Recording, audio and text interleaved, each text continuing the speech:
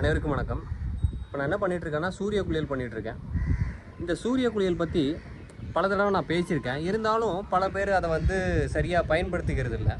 இந்த சூரிய ஆற்றல் அப்படின்னு சொல்லக்கூடியது நம்மளுடைய உடலில் படணும், நம்மளுடைய தோலில் படணும். அதுதான் நமக்கு எனர்ஜி. வெறும் சாப்பாடு மட்டும் நமக்கு எனர்ஜி கிடையாது. நம்ம சாப்பாடு மட்டும்தான் நமக்கு ஆற்றல் கொடுக்குது அப்படின்னு சொல்லிட்டு நம்ம நினைக்கிறோம். ஆனால் அப்படி கிடையாது. இயற்கையிலேருந்தும் நமக்கு நிறையா ஆற்றல் உடலுக்கு வந்துட்டு தான் இருக்குது. அதை நம்ம அலட்சியப்படுத்தி அதை பயன்படுத்தாமல் இருக்கிறப்போ என்ன ஆகுது? நம்ம உடல் முழுமையான ஆரோக்கியத்திலேருந்து நீங்கி போகிற மாதிரி ஒரு சூழ்நிலை அப்படிங்கிறது ஏற்படுது. இப்போ நிறைய பேர் சன்ஸ்க்ரீன், மாய்ஸ்சரைசர் இந்த மாதிரி பல விஷயங்களை பயன்படுத்துகிறாங்க. இது எல்லாமே தோலுக்கும் ஒரு கெமிக்கல்ஸு, விஷம் இதெல்லாம் நமக்கு தெரியும். அதை தாண்டி சூரிய ஆற்றல் உடலில் இறங்காத அளவுக்கு ஆயிடுச்சு. கேட்டால் வெள்ளையாக இருக்கிறது, ஃபேராக இருக்கிறது தான் ரொம்ப அழகு, அதுதான் ரொம்ப நல்லது அப்படிங்கிற மாதிரி அவங்க நினச்சிட்ருக்காங்க. அதாவது மோகம், இந்த அழகின் மீது மோகம். அது முன்னாடி பெண்களுக்கு இருந்தது, இப்போ ஆண்களுக்கும் அந்த மோகம் அதிகமாக வந்துடுச்சு.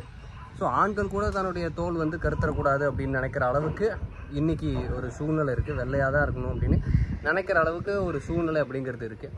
இது எல்லாத்தையுமே நம்ம மாற்றினாதான் நமக்கு ஆரோக்கியத்தில் ஒரு முன்னேற்றம் கிடைக்கும். இப்போ சூரியன்லேருந்து வந்த ஒரு சின்ன துகள் தான் இந்த பூமி. அப்போ நமக்கும் சூரியனுக்கும் நிறைய தொடர்பு இருக்குங்கிறத நம்ம கொஞ்சம் புரிஞ்சுக்கணும். இந்த சூரியன்லேருந்து தான் எல்லா தாவரங்களும் உணவு உற்பத்தி பண்ணுது. அந்த உணவுக்குள்ளே இருக்கிற ஆற்றலை தான் நம்ம சாப்பிட்டு ஆற்றலாக கன்வெர்ட் பண்ணிக்கிறோம். அப்படி இருக்கிறப்போ எல்லா உயிர்களும் சூரியனுக்கு தான் உடம்பை காட்டுது.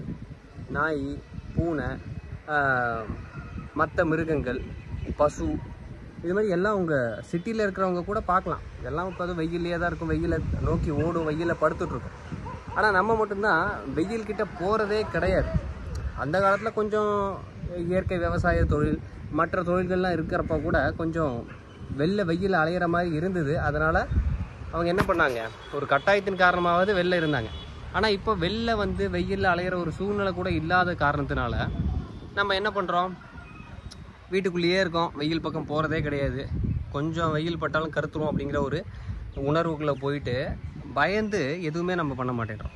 அப்போ மறுபடியும் நம்ம கொஞ்சம் இந்த சூரியன்கிட்ட நம்ம போயிட்டு நம்மளுடைய உடலை காட்ட தான் நமக்கு பழைய ஆரோக்கியம் அப்படிங்கிறது நமக்கு கிடைக்க ஆரம்பிக்கும். தினசரி பண்ணுங்கள். இளஞ்சவப்பாக இருக்கிற நேரத்தில் பண்ணால் போகிறோம். சாயங்காலம் ஒரு 4லேருந்து 6 மணிக்குள்ளே பண்ணலாம். காத்தால பார்த்தீங்கன்னாலும் ஒரு 6லேருந்து 8 மணிக்குள்ளே பண்ணலாம்.